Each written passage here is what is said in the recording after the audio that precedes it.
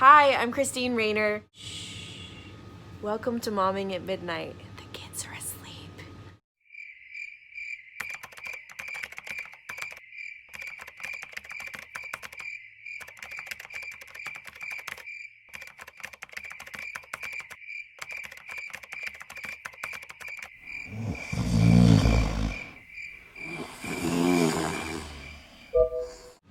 The topic of today is curriculum and materials.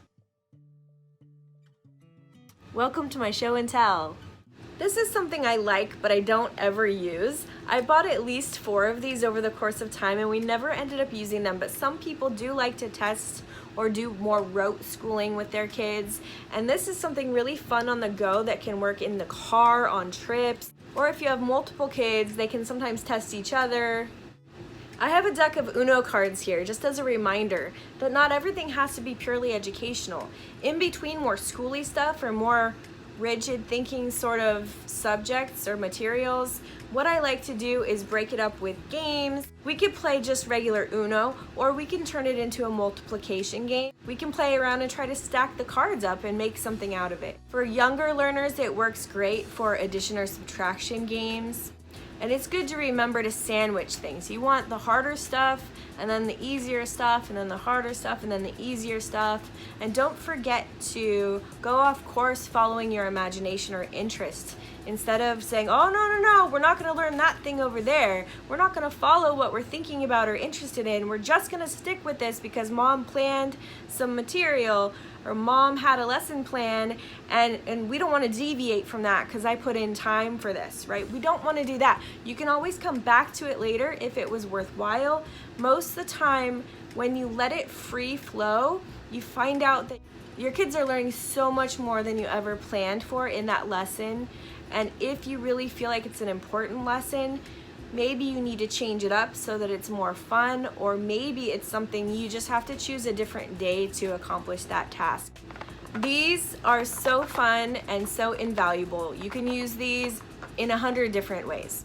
What they are is just tiny blocks with icons on each side.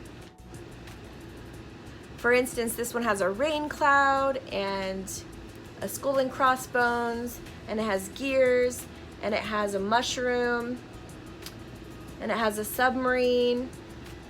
This one has a crow and a telescope and a hatchet and a ladder and a music note and a face that looks worried. These are great, but you just don't want to use them with kids who are too small that could accidentally swallow them. They're fun for building. They're great for laying out in a line, telling a story as you go. You can use them in interpretation. You can use them as a prompt to create a story. You can do that in drawing or writing or just orally. It's really a fun way to get the juices flowing and to get some creativity into your ideas for writing. Sometimes that also tells me what's on my daughter's mind, because if she's still hung up on some car accident we saw out the window from 2 days ago, and she's putting that in her story, that means I know that there's some more talking we need to do about that to put her at ease. This is a package called Party Math, and there's all sorts of activities to plan a party. This is also by Lakeshore Learning. There's geometry and area. I actually got this with a big set. These are American Girl books. I love these books. I think these are really, really helpful for young girls. There's a whole slew of different versions of these. I think I have all of them but 2. They're originally around $12.99 and I got them on Amazon.com. The one that I like the most is the one about puberty. It's really helpful. I found it to be really tasteful and appropriate. If you're looking for something to give to your kids about puberty, that might be a good place to start. I have this here just as a reminder that I have many books about character or morality. This book is a funny book that's called Do Unto Otters. It's a book about manners. To me, these are more important than the schooly workbooks because character building is only going to come from your parents and your family.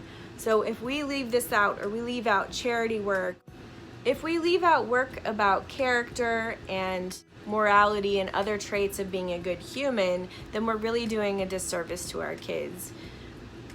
For me, that's a priority. I think it's really important to cover those things that we don't automatically think of when we're thinking of subjects in public school.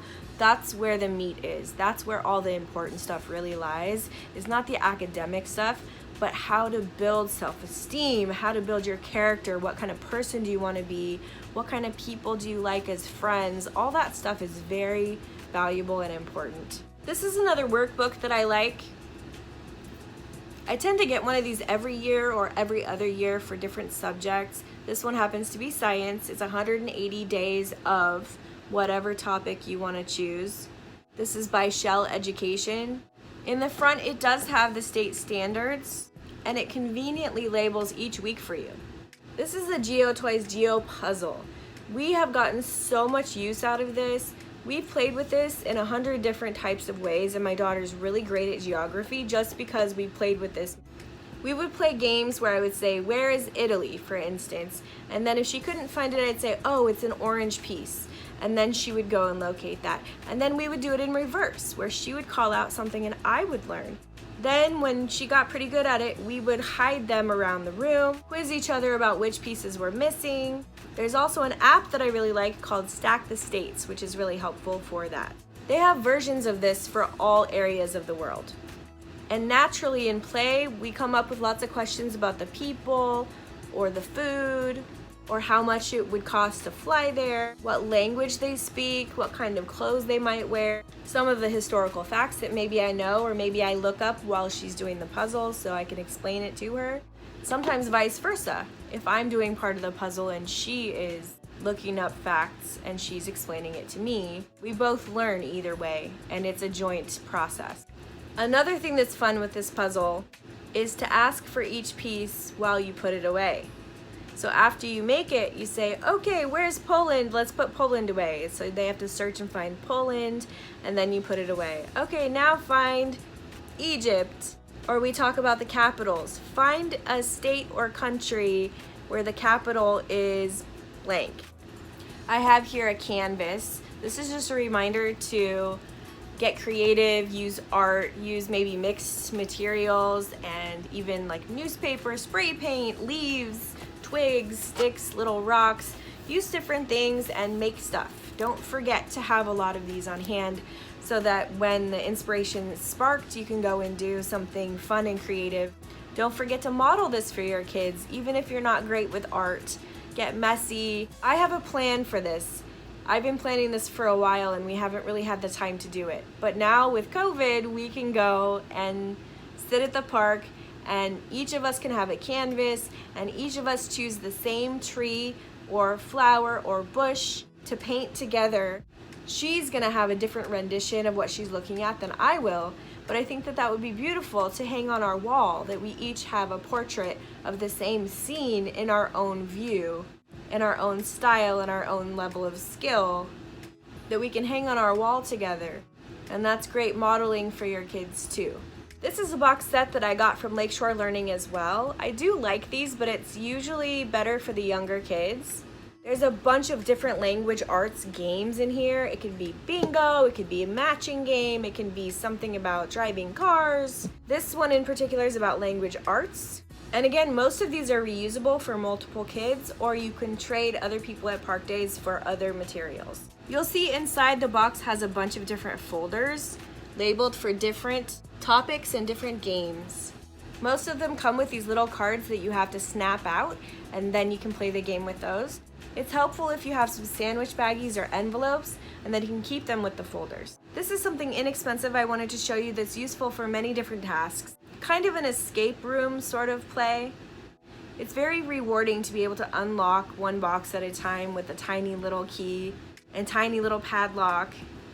You can see I have 3 of them. There's many different ways to use these. One of the things that I do with them is I lock each box up with a key and a little padlock, and then my daughter has to figure out a math problem to get the first key, and the other key is hiding inside with a prize. And when she opens the other one, there's another mystery like a code or something like that, maybe a riddle.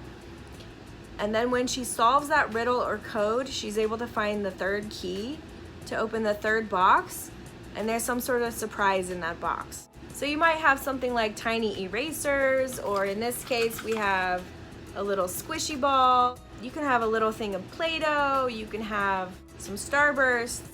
This book here is one I recommend for the parents. This is really helpful for you in your journey, but it's absolutely helpful for you to understand your children's temperaments and personalities and how to coach them or help them along their journey of what's going to be important for them and what types of careers or jobs they might be interested in.